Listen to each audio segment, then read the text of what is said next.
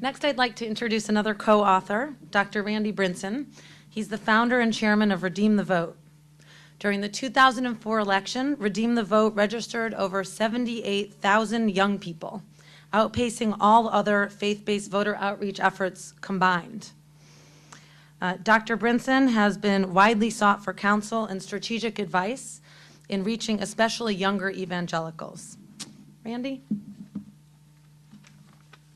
Well, thank you very much, Rachel, and it's a great pleasure to be here today. I want to echo pretty much what Reverend Hunter said as far as, from a conservative standpoint, why this is such an important paper. I also want to thank Third Way and the members of Third Way to extolling their trust and their confidence in us working together over the past year. And I want to thank all the members of the press that are here today to support this historic paper, Come Let Us Reason Together.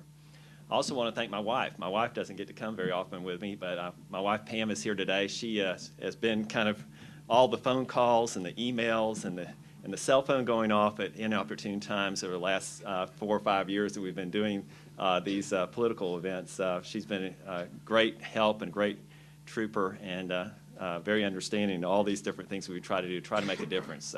She and I both are in total solidarity that we love young people, and we're concerned about young people, and we're concerned about our country, and we're concerned about coming together to really make positive change for our culture. The Bible tells us there's a season and a time for all things in Ecclesiastes. For too long, we have lived in a political world of extreme ideological polarization, punctuated by prejudice and judgment. In fact, Jesus addresses this whole issue on the Sermon on the Mount.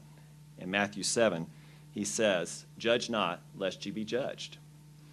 In fact, I think Jesus was very humorous in his day. He also makes the analogy of when he's talking to the Pharisees that were so judgmental. He says, "Why do you worry about the speck in your brother's eye when there's a beam sticking out of your own eye?"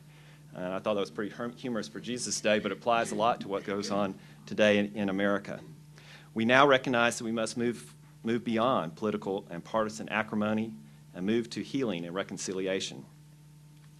There is a new spirit of reason in America among both evangelicals and progressives. It is evident not only in the new guard of leaders, but among the tens of thousands of young evangelicals who have worked with us at Redeem the Vote.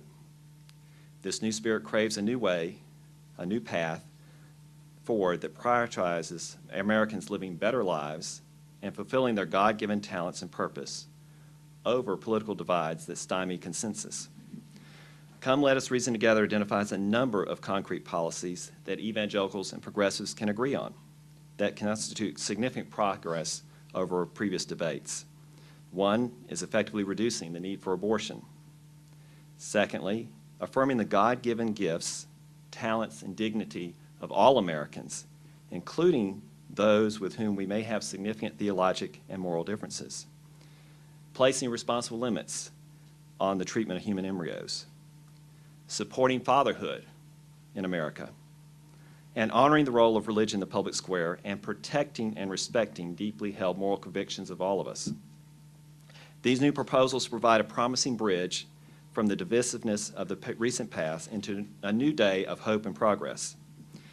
In closing, I want to share another verse from the New Testament, from the 9th chapter of Corinthians. Here where Paul is speaking to the Corinthians, he's saying, "To the Jews I became as a Jew. To those under the law, I became under the law. To the weak, I became weak, so that I may gain more and win more to Christ." This is the spirit that all evangelicals want to espouse, that we all are different, that all these differences make up the unique body that makes America great. It's in this spirit that we can find common ground. This is the hope and desire of all Americans that are called to his purpose. I want to thank you all for being here, and I thank you for being a part of this paper and the discussions that are going forward.